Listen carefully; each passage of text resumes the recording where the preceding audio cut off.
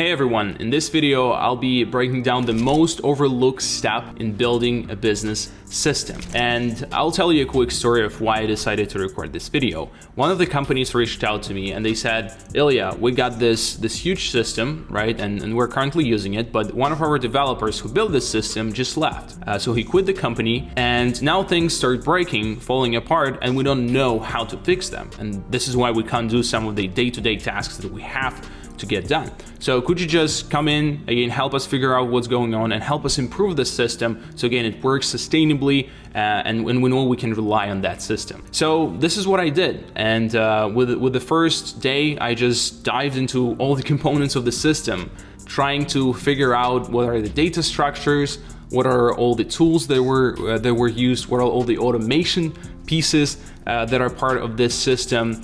And while doing all of that, you know, I was kind of, again, looking into all the technicalities, I had this idea and thought of like, I wish I could talk to that guy, you know, who built all the stuff, because it was so complex, it was not easy to understand all the interconnections between the tools. So again, I had to spend a lot of time, a lot of effort to figure this out, and the only idea I had was like, I wish that guy was just next to me and he could just simply tell me what were the ideas in his head when he built all that stuff. At that moment, I realized that most of the time when we build systems, we are focusing so much, or when it comes to automation, we're focusing so much on the end result. We want the functionality to work right. We want the tool to be structured correctly or to be set up correctly. And we forget about one of the most important components of any system, business systems that we build, is documentation.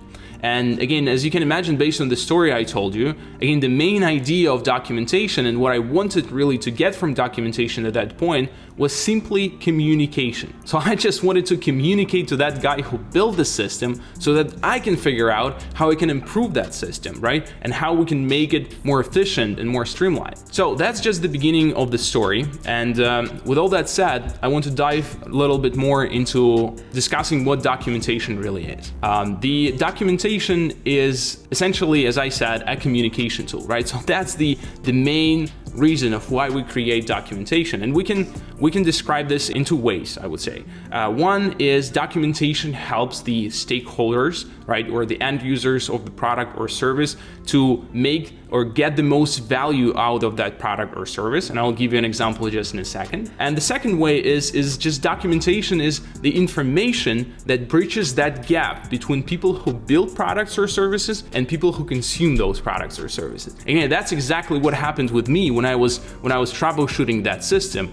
I was just not the end user of the system. I was the person who was actually using the back end of the system, or who was troubleshooting all the issues. So I wanted someone to communicate to me what was the original idea of who built this tool. So with this example, we have here a bookshelf, and the reason I'm giving you this example because I have this bookshelf right behind me. My wife ordered it just recently from Amazon, and when it came, I opened the box, and you know, I saw all those pieces. So it was like a little box, and then there was this kind of similar example of the instruction document that they included in the box, and it basically showed me step by step of how do I get use or make use of this bookshelf, of how do I assemble it so it brings value to me, right? So it gives me the value that I paid for. And I realized at the moment, first of all, I assembled the bookshelf. I messed it up a couple of times, so I had kind of to redo it a couple of times, and then finally I got it. So now you can see my books are on that bookshelf and are not on the floor anymore.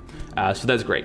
But what that made me realize is that documentation, without that piece of document, without that piece of paper, I would probably not be able to assemble that bookshelf at all. Again, that's not very complex, it's not rocket science, so I could probably figure it out, but it would take so much time and so much effort that I would not just enjoy using this product, and I would rather return that to the manufacturer and tell them, hey guys, you have to fix that, right? Because it's not user friendly, it's not what I expected, it's not what I paid for. And that just simply translates and explains of what simple documentation means. Now, most of us are probably providing services, so instructions might not be the most relevant example for us, right? Because technically our customers or our users are not assembling anything, but it plays the same idea of communicating the ideas between people who produce the product or service and between those who are consuming that product or service. Now, as we discuss the main concept of documentation, the question becomes, why is it so important for the systems that we build? Again, as we said, for physical products like a bookshelf, it totally makes sense because sometimes you have to assemble stuff, right? And you have to make use of that product. But with systems, right, it's not something tangible, right? You can just start using the system. Why do you need documentation? And I want just to break it down into 3 simple components of why I believe documentation is so important for systems, business systems specifically. And the first is it just keeps everyone on the same page. Now, as we said, documentation is a communication tool. So it just helps everyone understand what that system is all about, how to use that system, and just have the right level of expectations of what that system will be able to provide or what value it will give to the end user. So again, keeps everyone on the same page. Next, it shows where you really stand. And this is huge because sometimes we're, again, building stuff and we're building some one-off automations, we're building some one-off systems that later on do not are just puzzles from different pictures, right? We cannot put them together in a single big picture just because they're so disconnected and we build them as one-off projects. So documentation really just helps you understand where you stand. So what is the current big picture of the system you're building? Or the system you built. And there is a very famous saying, probably, again, everyone know that if you can't see something, you can't improve on it.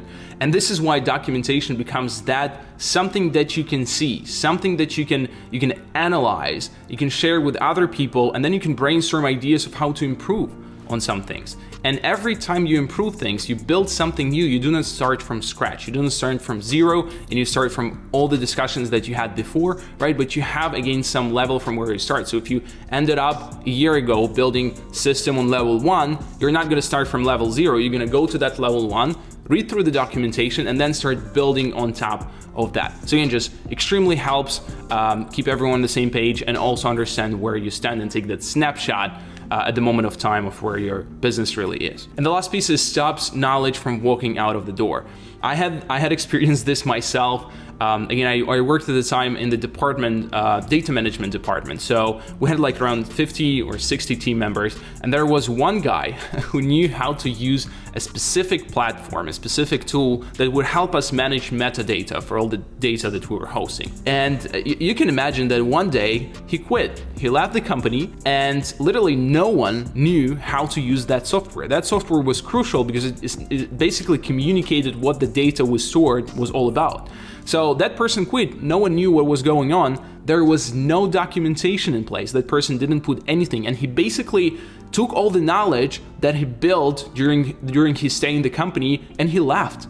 So it was a huge struggle. It was a huge hassle to just understand how to use the system. You know, people were upset, people were annoyed, and it's understandable. And so was I. So in that case, we basically figured out the same way I did with the other system I told you about. We just dived deep into the system. We tried to break it down into different steps, and we kind of iteratively we figured out the process from the very, very beginning. But the main thing is we started from zero. We didn't start from where that guy left us. We started from zero. So again, that just describes with a couple of examples of why is it so important for systems specifically. Now, if we agree that documentation is that important for the systems that we build, the question becomes of what types of documentations are there.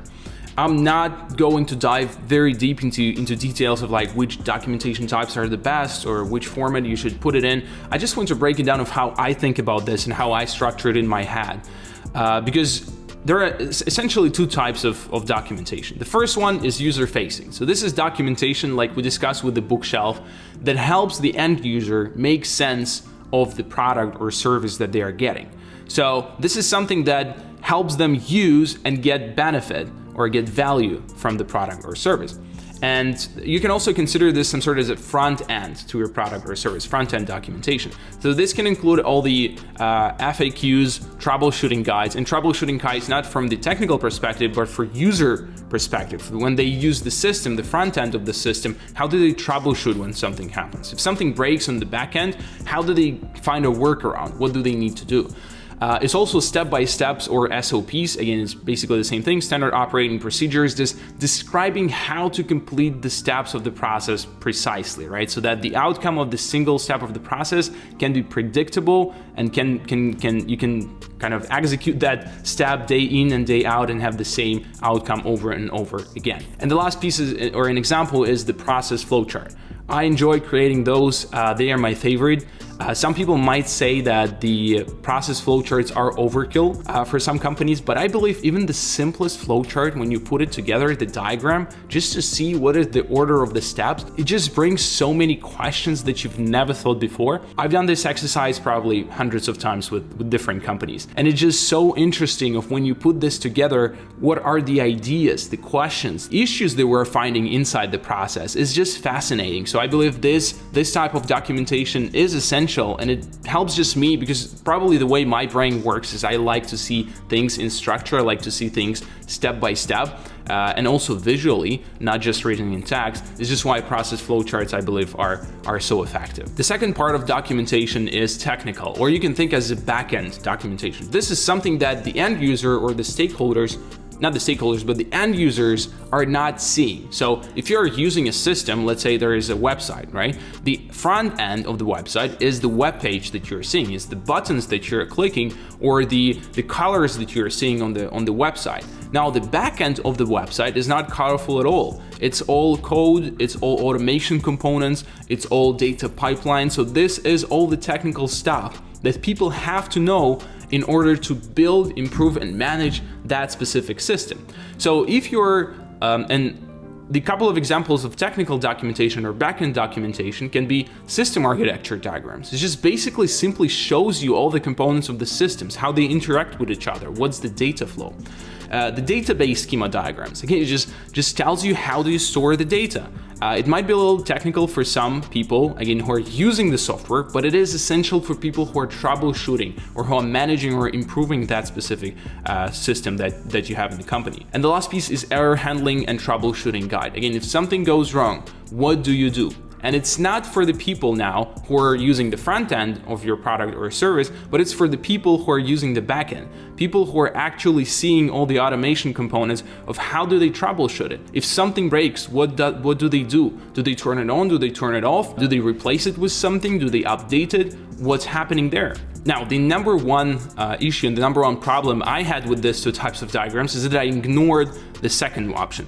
I ignored the technical documentation, and the reason why is because for some reason when you put together a system, right, and we're speaking about the system or automation, you're so focused about the end user getting value out of it that you even forget about how do you maintain, how do you improve it. What if something goes wrong, right? And what if something doesn't work in a month or in 2 months? How do you troubleshoot this? You don't think about these questions when you're focusing so much on the end user using the system and actually benefiting from system. But then I realized that those two components are, the technical is as important as user-facing documentation, because again, if something breaks, if something goes wrong, or if the system needs to be improved over time, this technical documentation is as essential as the user-facing documentation. And most of the time, customers, and again, I had this clients myself, when people would say, put together something that we can use the system, but we do not really care about all the technical aspects. We know it's gonna work, you did a great job, we know you're a professional, don't spend your time, waste your time, or charge us for creating that technical documentation, let us just use the user-facing. And at the time, I said, yeah, that's fine, let's do it. Again, I'm not gonna spend that much time creating documentation, so I like the idea. But then I realized that no matter how good your automation or the technical aspects of the systems are, things will probably go wrong. And your technical documentation is just that backbone of how you troubleshoot the things, how you improve the things. The system is not breaking when little pieces go off or they do not work anymore. This is how I think about documentation and types of system documentation that I put together. And what I like saying is that documentation that you put here, both of these components, user-facing and technical, is as important as the functionalities of the systems that we're building or I'm building. This is why I'm always trying to include two of these documentations together. If we're saying that we don't have enough budget to build documentation for the system, we would rather build a smaller system and make sure that we put together full documentation for that, rather than building a huge huge system and not having any documentation at all. With describing all these types and again walking through a couple of examples, a couple of things that I want to share with you of how I approach building documentation. I know again people have different takes on this, and this is just my way of doing this. Again, I've built a lot of systems, and I kind of worked my way into how I approach documentation. So the first thing and the first component is I start from day one. What I mean by that is documentation most of the time in our minds is something that gets put together at the very end of the build out, right? So whenever we have the system ready, we'll just sit down, write the documentation, and it's done. This like kind of takes a couple of days and we're done with it. What I found is whatever I'm creating from the day one, so all the diagrams, all the sketches, all the process outlines, that all is going to become the foundation of the documentation at the very end. This is why when I start with building the system, I know that whenever I put something on paper or whenever I put something on the whiteboard and I share it with the customer, I have to keep this updated because that's going to be the foundation of our documentation at the very end for the system. The second component is evolve as I build. So what I mean by that again is whenever I'm building the system, right? Because whenever I have the first initial sketch of the system design, I start building the system and things might change, right? Things that I thought would work are not working, so we're kind of changing or substituting some tools, technologies, whatever the case might be. And as I'm building out the system, I'm also updating the diagram and or the documentation, whatever I put together there. And this is why I love this concept of documentation being a communication tool, because every time I'm communicating a change to a customer or my client, I'm trying to visualize it and I'm trying to build some piece of documentation that will show them this change. So if it is a process diagram, I update the diagram and I tell them, hey, this is how we're gonna do it from this day on, because again, it didn't work previously, now we're gonna change this. I show them the diagram, and again, that becomes the part of the final documentation. Another example can be a system design. I say, this component is not gonna work, so we're gonna replace it. So this is the system design visual, that how it looks and how it's gonna work. So it's easier for them to understand, it's easier for me to communicate how the system changes, and it just becomes the part of the final documentation. And obviously there is going to be the final step of refining in the very end. Again, I'm not saying that you should be putting together those sketches and then just, screenshot them and send them to the client. That's not probably the best way of sharing documentation. But when you have your diagrams, your outlines, your sketches from the whole process, from the whole build out, now at the very final step, after the system is finished, what you can do, you can put them together in a nice format that's easy to comprehend, that's easy to navigate for people who are going to be using that documentation. Again, whether it's user facing, whether it's technical, I don't think there is really a difference between between them two in terms of how you put them and how you show all the components of the system, because you want the technical documentation to look as easy to understand as the user friendly, right? It might just include some technical aspects of the system, but it still has to be easy to comprehend, easy to navigate. So break them down with headlines, break them down into paragraphs, break them down into different documents as describing different components of the system. All of that is important and will be part of your final refinement of the documentation. With all that said, the idea that I keep in my head whenever I'm working and building a system is skipping documentation means skipping the system. If we are building the system but we don't want to build the documentation, we better not build that system. That's the idea and the rule that I have in mind. And whenever a client comes in or someone asks me to help them with the system and they're saying that they don't have a budget or they're not willing to invest into the system, I tell them honestly that it's not a good idea to build that system at all. You either build a smaller system that you're able to invest into and build again the full scope documentation, rather than building something huge, spending all the money on development and then not having enough resources to build that documentation. And I hope you build documentation that helps you maintain the systems and make sense of the systems that you have in your company. I hope you benefit from them, and I'll see you in the next one.